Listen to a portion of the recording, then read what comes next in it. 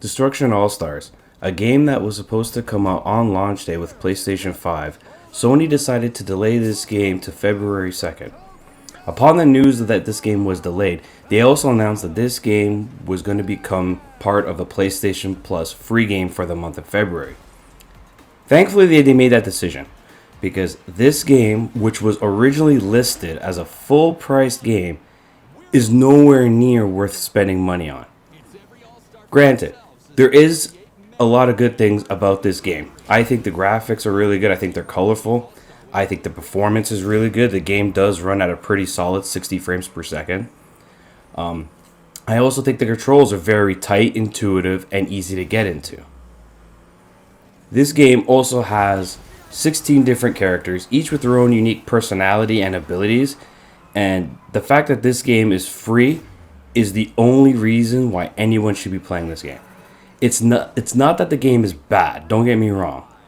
The gameplay is fun, but it's fun in short bursts. This is a game that on launch only has 4 real game modes to play in. 2 of the 4 game modes is solo player only.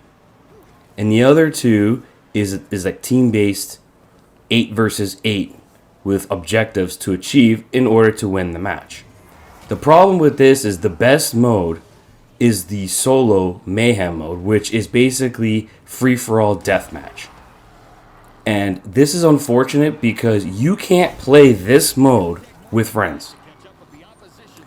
Only the 2 team-based, objective-based modes allow you to queue up with friends. And even then, you're only allowed to queue up with 4 friends, even though the match is 8 versus 8. And to me, this game is very, very, very shallow. Yes, it's fun. Yes, you can enjoy good laughs, but I find that I only enjoy it with like 30, 40 minutes at a time. Then it's like, okay, let's move on to something else.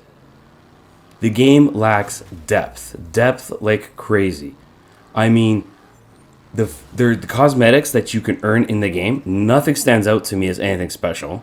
Then and the grind for them is pretty steep, and on top of that, like there's some cosmetics will require you to use real money to acquire.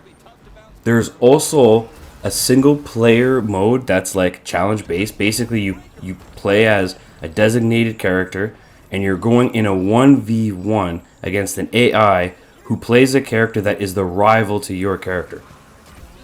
You get 2 challenge modes for free. Then the next challenge mode, in order to play it, you have to spend real money on. You can't like earn it through unlocking the game by playing the game and just earning it. No, you gotta buy the next challenges, which boggles my mind.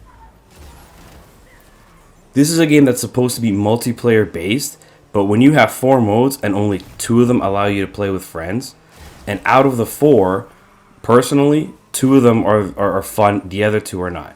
And for me, it's the one solo mode mayhem, which is like free-for-all deathmatch. The other one is the team-based Carnado mode, where it's basically the same thing as regular mayhem, except now you have to collect gears that your opponents drop as you battle them, and then deposit them in a giant tornado in the middle of the map. The only thing is that when you deposit your gears that you earn, your car gets disintegrated. So it's kind of like a risk-reward feature where you're in your car, you're accumulating as much as you can, and you want to basically cash it in as your car is on the verge of blowing up. But not everything is bad about the game. I spoke about how pretty it looks, how well it performs. Yes, the controls are very tight and intuitive. This is a game for those who used to play Destruction Derby way back, or even Twisted Metal a little bit. But the game lacks depth in comparison to those games, and that's where it leaves it very disappointing. The other thing that I actually was surprised that this game did well was take advantage of the PlayStation 5's DualSense controller. In terms of the haptic feedback and adaptive triggers that this game uses, it is probably the best usage of those features since Astro's Playroom. Like, yes, other games have used it, but this game is the closest thing to Astro's Playroom in terms of how it utilizes the controller. And I'll commend the developers for that. But this is a game that, if you have PlayStation Plus, it is free for PlayStation Plus subscribers until April. Pick it up, by all means. You're not going to have any regrets about playing a game that is essentially free because you subscribe to PlayStation Plus regardless.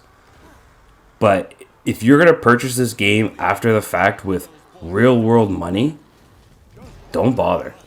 Even if it's like $20, it's hard to recommend. There's just not enough fun for the money. This is the kind of game where it's like, if you're waiting for a friend to jump on and you got, 20 minutes to kill, yeah, jump on, play a couple rounds of this while you wait. This is not a one where it's like, hey, let me call my buddy up and let's play for a while. Well, you got way better games to choose than that. And that's what really hurts it. To me, it boggles my mind that this game was considered, at one point, a full-price game. This game would have been dead on arrival. Because it's a PlayStation Plus game, it does have potential future. They do intend to supporting it. They just recently released a hot fix, as of the making of this video, that flips the voice chat. Where previously, the game would automatically put you into voice chat with everybody, using the PlayStation's voice chat and not its own in-game one, which means you would then have to go into the PlayStation's main lobby and then mute everybody on it if you didn't want to, or go into party chat just to not hear everybody else. Granted, as I stated, as of making this video, they released the patch that does the opposite of this, and you now have to put yourself in voice chat if you want it.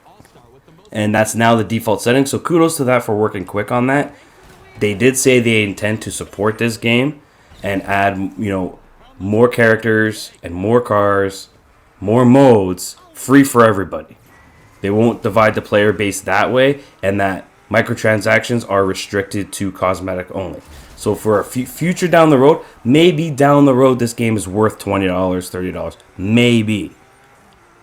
But as of launch, if you are interested in this game, even if you don't have a PlayStation 5, but you're intending on getting a PlayStation 5 and you're a current subscriber to PlayStation Plus, you can add this game to your library on the website and you'll have access to it without paying for it.